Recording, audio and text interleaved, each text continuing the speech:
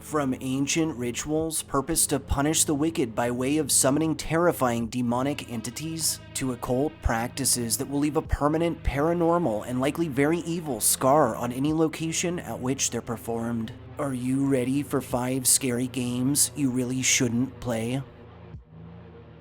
Number 5. Littlefinger.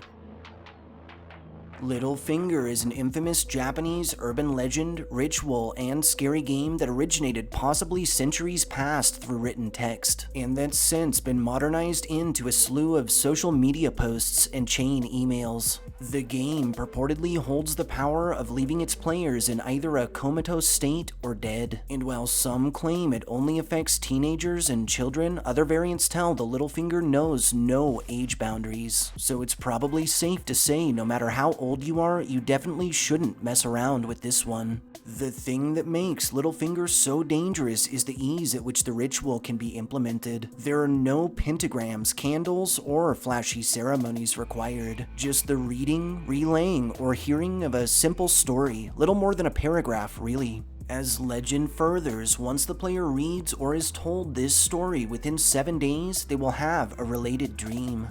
This dream will be surprisingly lucid and the player will be sent on a quest of sorts. If they fail the quest, it's said they will never awaken again. Sounds pretty dangerous, right? So let's jump right into the actual story.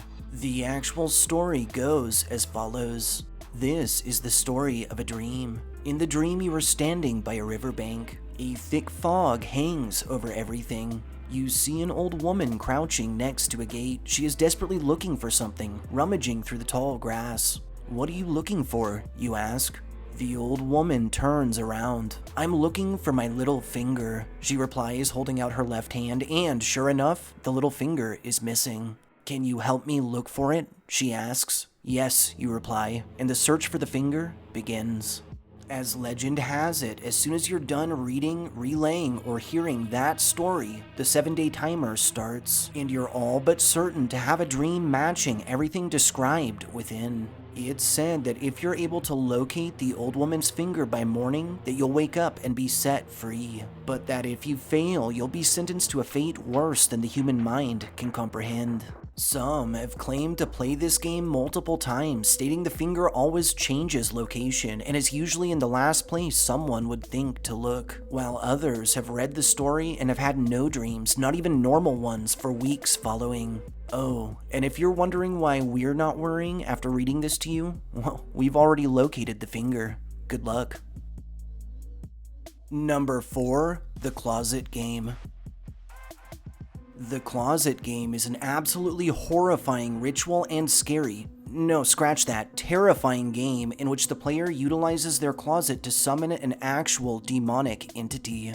That's literally it. There's no prize for succeeding the ritual other than some seriously jacked up juju in your closet that will theoretically be there until you hire someone to burn sage and exorcise your entire property. The origins of this game remain unknown, but variations have been found strewn across the internet, all equally ill-advised and with extensive emphasis on the level of danger the ritual holds. The ritual must be performed after sundown, with some claiming it has to be right around the witching hour or under a full moon. We'd assume you could probably combine all 3 of these factors for some pretty explosive demonic results. As far as materials go, the closet game requires but a book of matches.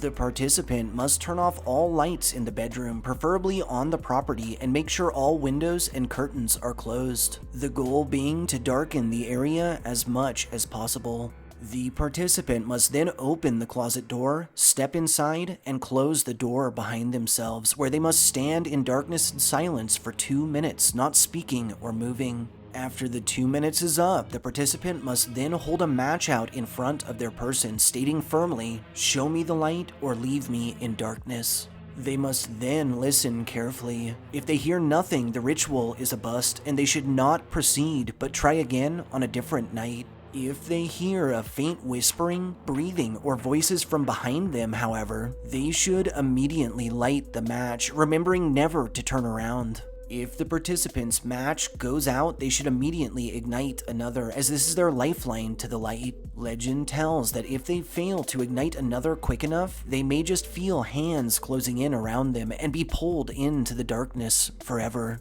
When the participant feels hands or something else brushing against their body, they should immediately exit the closet and close the door without looking back. This means the ritual was a success and that there is a demon within the closet. Legend concludes by stating the demon will be visible at night and will open the door to stare at the participant while sleeping, usually with glowing eyes. Eerily enough, this story claims any closet used for this purpose will remain infested, cursed, possessed, whatever from that point forward, and that the door really should never be opened again unless the room is brightly illuminated. Several who have documented their experiences with the closet game have reported strange things happening throughout their homes afterwards, such as disembodied voices heard emanating from empty rooms, or the feeling something unseen is following them, possibly trying to possess them. A series of reports from those who have attempted this ritual incorrectly and have either lit the match early or failed to relight an extinguished match have resulted in painful scratches, bruises, or even burns across their backs. While most have agreed this game is nothing more than an urban legend born of a need for adrenaline-fueled fun, or for testing the fear limits that one can withstand, combined with a culture immersed in stories of monsters in closets and boogeymen, it does offer up a fair amount of very real fire danger as far as holding a lit match within a confined space, so we really can't recommend this one even for fun, unless the closet in question is large enough and has been cleared of dangling clothing or other materials that may easily ignite. Number 3. The Answer Man. The Answer Man, also known as the Phantom of the Answer or the Answer Phantom, is a more modern ritual and scary game that requires a group of people to perform, and that aims to summon a supernatural entity to answer any question imaginable for a price. Some claim this legend originally started in Japan, while others claim it's American or British in nature, but most of these leads are based off hearsay, and in 2020 we still really don't know where it came from. What we do know is that the legend grew in prominence through the late 1990s to early 2000s, when the popularity of personal cellular devices was on the rise. For the ritual, a group is necessary, with some versions stating 10 individuals and 10 cell phones are the exact numbers required. The ritual can begin any time of day or night, at any location, and starts when the 10 participants are positioned in a circle, in some versions standing, in others sitting, and in others still lying down. Each player should then dial the number of the person to their left, and on the count of 3, everyone should hit call at the exact same time. At this point, it's very important that if all 10 players get busy signals, or if everyone gets sent to voicemail, the ritual is stopped immediately. This is considered a fail, and legend tells the party should retry on a different day or night to avoid unwanted repercussions. If only 9 players get a busy signal or voicemail, however, and 1 phone rings, the ritual has succeeded, and the owner of the ringing phone should get ready to speak with the Answer Man. It's said that once the call is connected, the player will be greeted by the Answer Man and can ask any question he or she desires the answer to which they will always receive a 100% true and correct answer. Legend furthers to state that once the player has asked his or her question, the Answer Man will then get to ask a question back, one the player must answer just as honestly. The player may repeat the answering and asking process as many times as they'd like, but should be aware that some claim the Answer Man's questions will get harder and harder as the game goes on. When done with the call, or if the player wants out for any reason, legend states they must tell the Answer Man that they have to go. It's said he will often try to keep players on the line and will use a string of excuses and tricks, but that players should simply repeat adamantly that they must go until the Answer Man finally says goodbye and disconnects the call from his end, severing the supernatural connection to the other side. So, what happens if you don't answer his questions truthfully, or disconnect without closing out the ritual? Disturbingly, legend also tells the Answer Man is actually the restless spirit of a child who was born as little more than a head with a nub for his body, and, vengeful, spends his afterlife taking body parts from those who fail his game. It said the answer man's questions could be intellectual, spiritual, or deeply personal, but that it's very important the participant answers honestly as to avoid dismemberment. Dismemberment is said to occur either by way of a deformed hand sprouting from the phone and ripping something from the body, or by a type of curse that starts as a tingling in the target extremity and eventually ends in that limb rotting off entirely. On some important side notes, 1. It's against the rules to pass your phone to someone else if yours is the one that's ringing, as you're the person the answer man wants to chat with. And 2. This game is best played on burner phones, as it's actually recommended all devices used in the ritual be destroyed afterwards, as to prevent anything from crossing over. Number 2. The Midnight Man. The Midnight Man is an ancient pagan ritual turned modern scary game that was once used as a form of punishment for those who broke the laws of the pagan faith, and that was essentially comprised of a game of hide and seek with a demon, where if the person participating lost, it meant their life and eternal soul. While thought to have been used mainly as a scare tactic to those who disobeyed the old gods, many still claim there are abundant dangers associated with the Midnight Man, ranging from common physical mishaps to actual and extreme paranormal activity and psychological trauma. Furthermore, it's said that once the ritual is started, there's actually no way to abort, and participants must see it through to the very end. As such, we just can't recommend ever playing this game under any circumstances. Supplies needed to perform the Midnight Man include a candle, a piece of paper, something to write with, matches or a lighter, salt, a wooden door, and, get this, 1 droplet of the participant's own blood. The ritual must be started at exactly midnight, so it's important for all those involved to be familiar with all instructions and have materials gathered. Well before midnight, participants should write their full names on their piece of paper, then prick their fingers, allowing for a single droplet of their own blood to soak in. While this alone seems harmless, outside of legitimately sterile conditions, serious disease can be caused by metals piercing the skin. So again, we do not recommend this unless you have a history in the medical field and quite literally know how to sterilely procure a droplet of your own blood. The participant should then turn off all lights on the property, close all blinds, and get the area as dark as possible. Nearing midnight, participants should locate their wooden door and make sure it's securely closed before placing their paper with name and blood on the ground in front of it. They should then take their candle, light it, and place it atop their piece of paper. Now this next part could take a little timing. Participants must then knock on the door exactly 22 times, making sure the final knock lands right as the hour strikes midnight, 12 a.m. exactly. Participants should then open the wooden door, blow out the candle, and close the door, after which the Midnight Man will be present on the property. This is when the punishment, or the game, begins. Making sure to keep all other lights off through the duration of the ritual, participants should quickly relight their candle and keep it with them through the night, while staying hidden from the Midnight Man, who is most surely lurking in the darkness.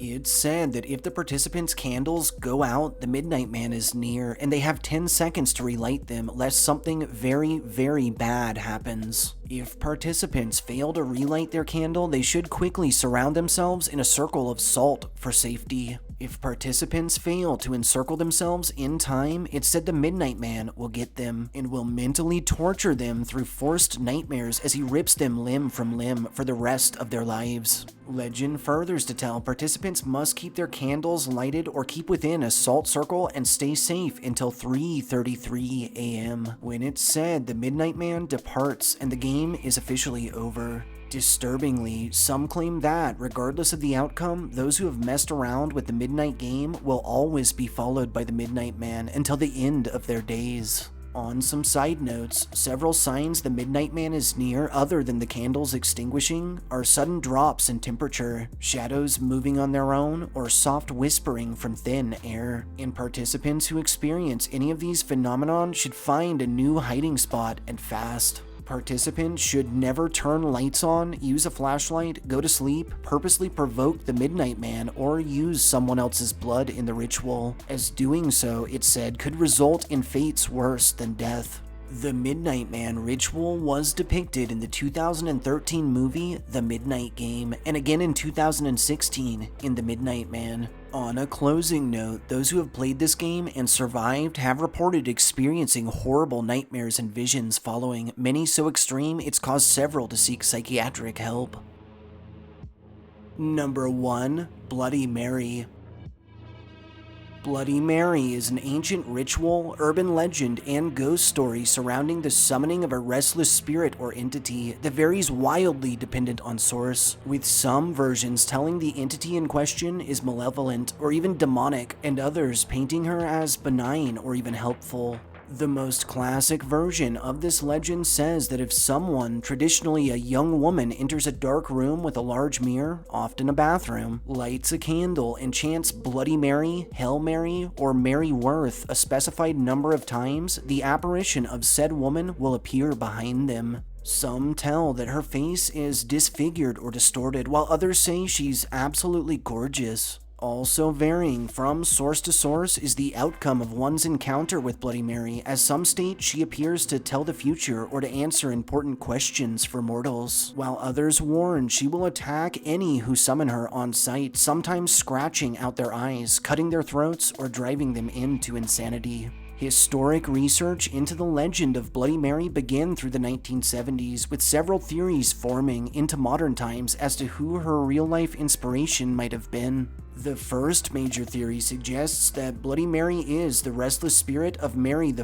of England, also known as Mary Tudor, who was queen from 1553 until her death in 1558. Through her life, Mary earned the nickname Bloody Mary for the 300-some Protestants she ordered burned at the stake. Another major theory suggests Bloody Mary is actually the spirit of Countess Elizabeth Bathory, a Hungarian noblewoman who has been labeled by the Guinness Book of World Records as the most prolific female murderer ever. Though the number has been debated, Bathory has an estimated kill count of 650, most of whom were tortured by she and 4 other accomplices between 1590 and 1610. Chillingly, Bathory was said to have bathed in the blood of young girls, maybe virgins, to retain her youth, earning her the nickname the Blood Countess. The Countess was imprisoned in 1610 and died later in 1614. One final theory suggests Bloody Mary is, in fact, the ghost of one Mary Worth, who was killed in the Salem witch trials of 1692 and 1693. Although no one named Mary Worth has been located on modern lists of victims, there are several Marys with no last names, leading to the legend sticking. Alternately, a more recent version of the Mary Worth legend formed from a chain email through the 1990s. This email told that Mary Worth was a beautiful young girl who had a horrible accident that left her disfigured. To help her cope, her family ordered every mirror or reflective surface in the house to be covered, to keep her from seeing the true extent of the physical damages. One night, it said Mary decided to sneak a peek in a mirror and was left horrified by her own image. It said she let out a blood-curdling scream and, sobbing, begging for her old face back, stepped right into the mirror, where her soul became trapped.